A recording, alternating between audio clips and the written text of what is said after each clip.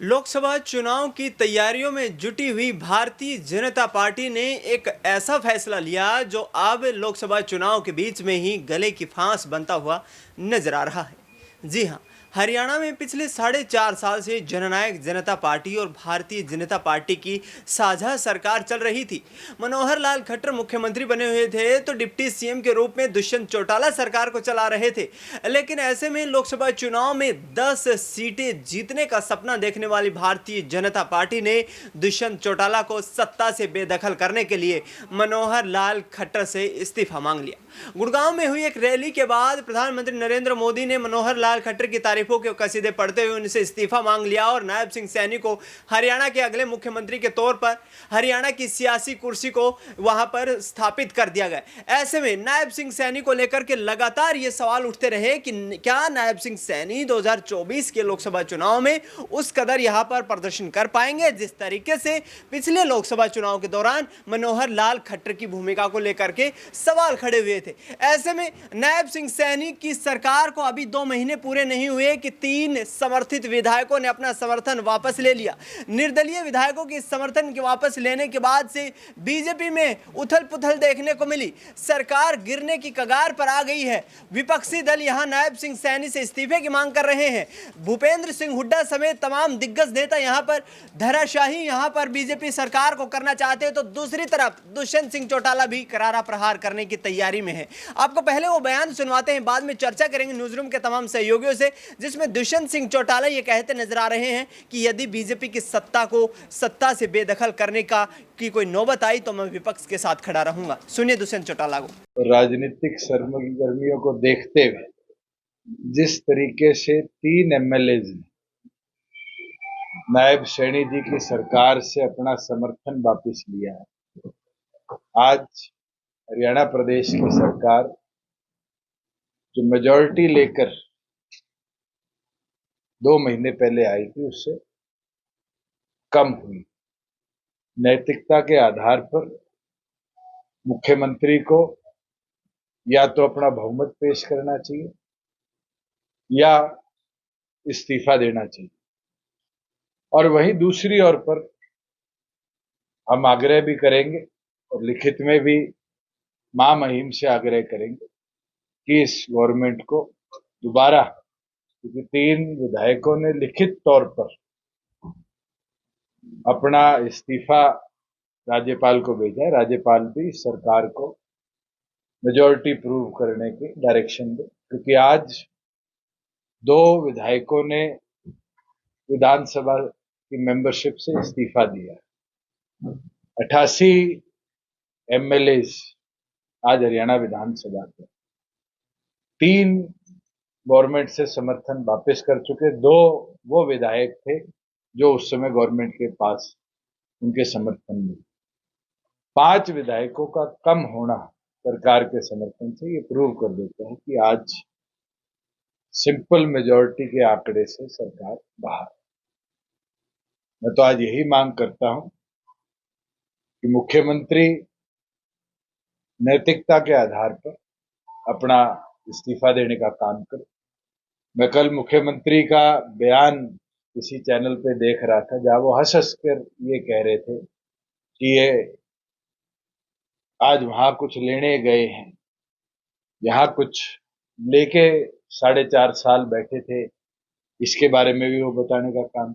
और मैं एक चीज कहना चाहूंगा, हम जब तक सरकार के साथ कभी इस तरह के हालात नहीं मिले जहां मनोहर लाल जी और मुझे इस तरह की कोई घटनाक्रम देखने को मिली हो कि किसी ने समर्थन विड्रॉ किया। आज उन लोगों का कांग्रेस के साथ जाना ये दिखता है कि भारतीय जनता पार्टी किस तरीके से कमजोर हुई है। जो 11 कमल खिलाने की बात करते हैं वो आज कितने कमजोर। और वही दूसरी ओर पर नेता विपक्ष ने कल तीनों को समर्थन के साथ एक प्रेस कॉन्फ्रेंस करी। मैं उनको भी कहना चाहूंगा कि आज जो गणित बनता है उस गणित के अंदर जब अल्पसंख्यक में सरकार है, अगर कदम उठाया जाए कि इस सरकार को ड्यूरिंग इलेक्शंस घेरा जाए तो हम इस पर पूरी तौर पर विचार करेंगे कि बाहर से इस सरकार को घेरने के लिए उनका समर्थन। अब ये कांग्रेस को सोचना पड़ेगा कि क्या भारतीय जनता पार्टी की जो आज सरकार सत्ता में है इसको घेरने के लिए वो कोई कदम उठाने का काम करेगी। बीजेपी के भी विधायक 5 विधायक उनके साथ ऐसा दावा करते हैं। जब तक विप की ताकत है और जब तक नंबर्स हमारे पास है, वोट तो सबको विप के आदेश अनुसार करना पड़ेगा। और इसका विवरण तो आपने मेरे ख्याल से जब इस सरकार का गठन हुआ था तो सुना आपने, दुष्यंत चौटाला साफ तौर पर ये कहते नजर आ रहे हैं कि मैं विपक्ष के साथ मजबूती के साथ खड़ा हुआ हूं। अक्षय मेरे साथ मौजूद है। अक्षय, किस तरीके से देखते इससे पूरे घटनाक्रम को? दुष्यंत चौटाला क्या अब उस प्रतिशोध का बदला लेने की तैयारी कर रहे हैं जो कि भारतीय जनता पार्टी ने उनको यहाँ पर झटका दिया था? देखिए, इस बात में कोई दौरा ही नहीं है। आपने खुद इस बात का जिक्र किया कि 2 महीने महज यहाँ पर हुए हैं नायब सिंह सैनी को मुख्यमंत्री बने हुए, और 2 महीने पहले तो उप मुख्यमंत्री यहाँ पर थे दुष्यंत चौटाला, और साथ में गठबंधन के तहत सहयोगी दल के रूप में भी अपनी बड़ी भूमिका अदा कर रहे थे बीजेपी के साथ। वहीं अब जो है प्रतिशोध की स्थिति आ गई है। कारण सीधा सा यही है कि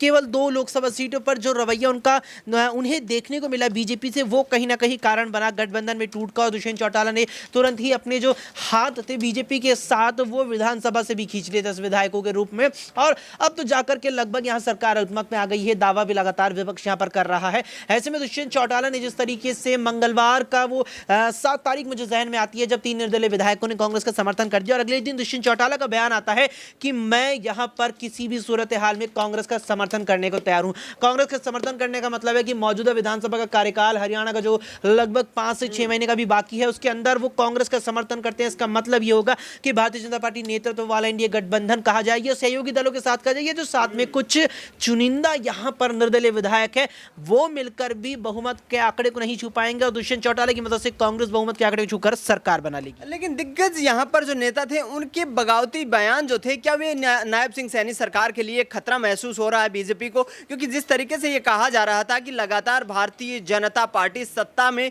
यहाँ बेदखल करने की कोशिशें कर रही है दुष्यंत चौटाला को, और तमाम विधायकों से यहाँ कोई सलाह मशविरा नहीं किया, क्या वही गले की फांस बना है? देखिए, वही चीज आप अगर देखेंगे, यहाँ पर नायब सिंह सैनी को जो मुख्यमंत्री बनाया गया वो हरियाणा प्रदेश के अध्यक्ष थे, हरियाणा प्रदेश भाजपा के अध्यक्ष थे, और या ये चीज कहीं कि उस वक्त संगठन से जुड़े हुए थे। जब संगठन से जुड़े हुए भी थे तभी भी वो संगठन में प्रदेश स्तर पर बड़ी भूमिका अदा कर रहे थे, प्रदेश अध्यक्ष होते हुए बड़ी भूमिका यहां पर वो अदा कर रहे थे। अब यहीं पर देखने वाली चीज ये हो जाती है कि जब पार्टी प्रदेश अध्यक्ष को मुख्यमंत्री बना देती है तो प्रदेश अध्यक्ष के अलावा कई और विकल्प ऐसे में मौजूद रहते, चाहे अनिल विज की बात की जाए, चाहे यहां पर राव इंद्रजीत सिंह की बात की जाए, चाहे प्रोफेसर रामविलास शर्मा की बात की जाए। तो ऐसे में अगर आप यहां पर अपने या एक ऐसे नेता को जिम्मेदारी सौंप देंगे बतौर मुख्यमंत्री जिसके कद के और नेता समान हैं यहां पर, तो बगावती सुर उठने यहां पर तैयार। आप देखिए, मध्य प्रदेश में जिस तरीके से कई नेता प्रबल माने जा रहे थे मुख्यमंत्री पद के विधानसभा चुनावों के परिणामों के बाद, उस समय भारतीय जनता पार्टी ने मोहन सिंह यादव के रूप में ऐसा नाम निकालकर सामने लाया जिसके बारे में खुद शिवराज सिंह चौहान बेहतर तरीके से ना जानते हो।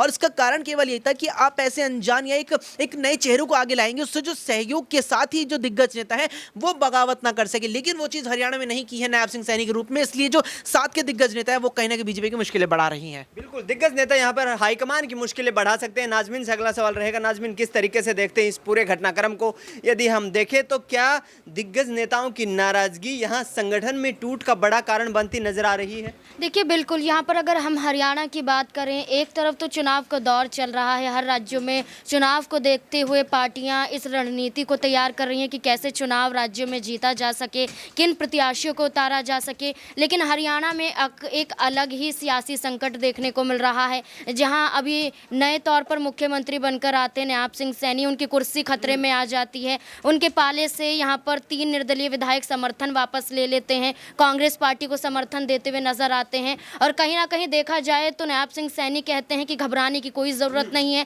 कांग्रेस पार्टी अफवाह फैलाने की कोशिश कर रही है। जितने विधायकों का समर्थन कथन विधानसभा के अंदर पेश करना होता है, यानी कि वो कहते हुए नजर आ रहे हैं कि 88 में से अगर 45 विधायकों का बहुमत है तो वो हमारे पास बिल्कुल है और हम समय आने पर उन विधायकों को दिखा भी देंगे, ऐसा नायब सिंह सैनी का कहना है। लेकिन वही कांग्रेस पार्टी ये दावा करती है कि अल्पमत में सरकार है, भारतीय जनता पार्टी डर चुकी है और कहीं ना कहीं उन्हें लगता है कि लोकसभा चुनाव के बीच में ही सरकार उनकी ना गिर जाए, इसलिए इस तरीके की बातें कर रहे हैं ताकि जनता के अंदर विश्वास पैदा कर सकें कि सरकार अभी भी कायम है और हरियाणा में कांग्रेस पार्टी या जननायक जनता पार्टी के गठबंधन से कोई भी सरकार यहाँ पर नहीं आ सकती है। बिल्कुल, यहाँ लोगों के बीच एक विश्वास पैदा करना है कि नायब सिंह सैनी मजबूत मुख्यमंत्री के तौर पर हरियाणा में 5 साल भाजपा के शासनकाल का पूर्ण करेंगे और ऐसे में कहीं ना कहीं भारतीय जनता पार्टी के लिए अब ये कहीं ना कहीं गले की फांस बनती हुई नजर आ रही है, क्योंकि विपक्षी दल बार बार यहाँ फ्लोर टेस्ट की मांग करते नजर आ रहे हैं। देखना ये होगा कि आखिरकार क्या लोकसभा चुनाव में हरियाणा में बड़ा झटका लगेगा